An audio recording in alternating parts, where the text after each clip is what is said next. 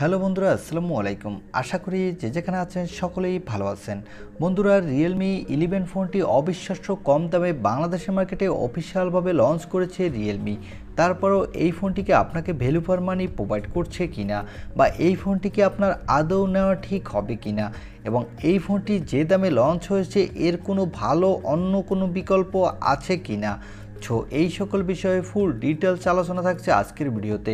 তাই আপনাকে অনুরোধ করব ভিডিওটি শেষ পর্যন্ত দেখার জন্য, তাহলে আপনি একটি সঠিক সিদ্ধান্ত নিতে পারবেন যে এই ফোনটি আপনার কেনা ঠিক হবে কিনা। আর মূল ভিডিওতে যাবার আগে আপনার কাছে ছোট্ট রিকোয়েস্ট, আপনি যদি আমাদের চ্যানেলটি প্রথমবার ভিজিট করে থাকেন তাহলে প্লিজ আমাদের চ্যানেলটি সাবস্ক্রাইব করে পাশে থাকা বেল আইকনটি প্রেস করে রাখবেন। আর অলরেডি সাবস্ক্রাইব করে থাকলে থ্যাংক ইউ সো মাচ। প্রথমে এই ফোনটি লুক ও ডিজাইনের দিকে আসা যাক। এই ফোনটির ব্যাক সাইড হচ্ছে পলিকার্বনেট এবং প্লাস্টিক, এবং এই ফোনটির সামনে দেওয়া হচ্ছে শুধু গরিলা গ্লাস 3 এর প্রোটেকশন, এবং এই ফোনটির ডিসপ্লেতে দেওয়া হয়েছে একটি মিডল পানসোল কাটিং ডিসপ্লে। এর নিচের দিকে দেওয়া হয়েছে ইউএসবি টাইপ সি, এবং সাথে দেওয়া হয়েছে একটি 3.5 মিলিমিটার হেডফোন জ্যাক। তো এই ফোনটির লুক ও ডিজাইন অ্যাভারেজ লেগেছে আমার কাছে, ততটা অ্যাগ্রেসিভও লাগেনি।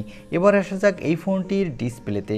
এই ফোনটিতে ডিসপ্লেতে দেওয়া হয়েছে 6.43 ইঞ্চি মাপের একটি অ্যামোলেড ডিসপ্লে, আর এই ডিসপ্লেতে দেওয়া হয়েছে 90 হার্টজের রিফ্রেশ রেট। তবে শাওমির কম দামি ফোনগুলোর অ্যামোলেড ডিসপ্লেতে কিছুদিন যাওয়ার পরেই সেই ডিসপ্লেতে প্রবলেম দেখা দেয়।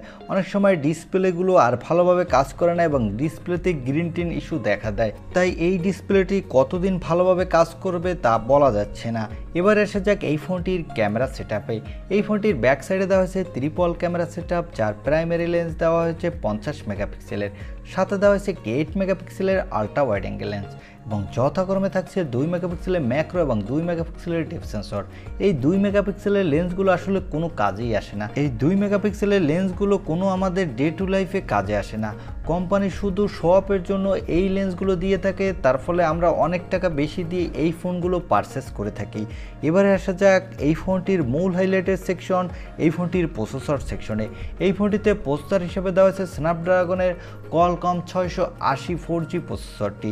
এই প্রসেসরটি 6 ন্যানোমিটার আর্কিটেকচার বিল্ড, এবং এই প্রসেসরটি দিয়ে আপনি PUBG, Free Fire, Call of Duty, Asphalt 9 এর মতো গেম প্লে করতে পারবেন, তবে হাই সেটিংসে প্লে করতে পারবেন না। সেক্ষেত্রে অনেক ল্যাগিং ইস্যু দেখা দিবে। সর্বশেষ আসা যাক এই ফোনটির ব্যাটারি সেকশনে। এই ফোনটিতে ব্যাটারি হিসেবে দেওয়া হয়েছে 5000 mAh একটি ব্যাটারি, সাথে দেওয়া হয়েছে 33 ওয়াটের একটি ফাস্ট চার্জার। আমার কাছে এই ফোনটির ব্যাটারি সেকশনটা ভালো লেগেছে, কারণ এই ফোনটিতে যেহেতু অ্যামোলেড ডিসপ্লে ব্যবহার করা হয়েছে, তাই এই ফোনটির ব্যাটারি দিয়ে আপনি ভালোই ব্যাকআপ পেয়ে যাবেন। এবার আসা যাক এই ফোনটির সবথেকে ভালো বিকল্প, যে ফোনটি এই ফোনটির থেকেও আপনাকে বেশি ভ্যালু ফর মানি প্রোভাইড করবে, সেই ফোনটি হলো রেডমি নোট 10 লাইট। সেই ফোনটির প্রসেসরে দেওয়া আছে স্ন্যাপড্রাগনের 720Gর মতো শক্তিশালী প্রসেসর।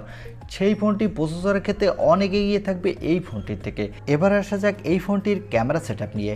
এই রেডমি নোট 10 লাইট এই ফোনটির ব্যাক সাইডে ক্যামেরা দিয়ে আপনি 4K পর্যন্ত ভিডিও রেকর্ড করতে পারবেন, কিন্তু রেডমি নোট 11 এই ফোনটির ক্যামেরা সেটআপ দিয়ে আপনি এইচডি প্লাস ভিডিও রেকর্ড করতে পারবেন। তাই ক্যামেরা সেটআপেও রেডমি নোট 10 লাইট সেই ফোনটি এগিয়ে থাকবে। এবার ব্যাটারিতে 5000 mAh সেম ব্যাটারি দেওয়া হয়েছে, কিন্তু এই ফোনটিতে দেওয়া হয়েছে একটু বেশি ওয়াটের ফাস্ট চার্জার, আর সেখানে দেওয়া হয়েছে একটি 18 ওয়াটের ফাস্ট চার্জার। আবার ডিসপ্লের দিক থেকে রেডমি নোট 11 ফোনটি একটু এগিয়ে থাকবে। রেডমি নোট 11 লাইট 6128GB ভেরিয়েন্টটি বর্তমানে আনঅফিসিয়ালভাবে পাওয়া যাচ্ছে 16 থেকে 17,000 টাকার মধ্যে, এবং রেডমি নোট 11 ফোনটি বর্তমানে অফিসিয়ালভাবে পাওয়া যাচ্ছে 16,400 টাকার মধ্যে। যারা একটি ভালো ডিসপ্লের ফোন কিনতে চান তারা রেডমি নোট 11 ফোনটি কিনতে পারেন, কিন্তু যারা একটি গেমিংয়ের জন্য ফোন কিনতে চান তারা অবশ্যই রেডমি নোট 11 লাইট ফোনটি কিনতে পারেন, কেননা সেই ফোনটিতে আপনি অনেক ভালো গেমিং এক্সপিরিয়েন্স পেয়ে যাবেন, সাথে ভালো ক্যামেরা পারফরমেন্স পেয়ে যাবেন।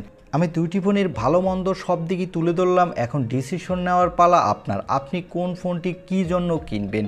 এই ছিল আজকের ভিডিও। আর ভিডিওটি ভালো লাগলে অবশ্যই একটি লাইক দিয়ে আমাদের চ্যানেলটি সাবস্ক্রাইব করে পাশে থাকা বেল আইকনটি প্রেস করে রাখবেন। দেখা হবে অন্য কোনো ভিডিওতে। আজকের মতো আল্লাহ হাফেজ।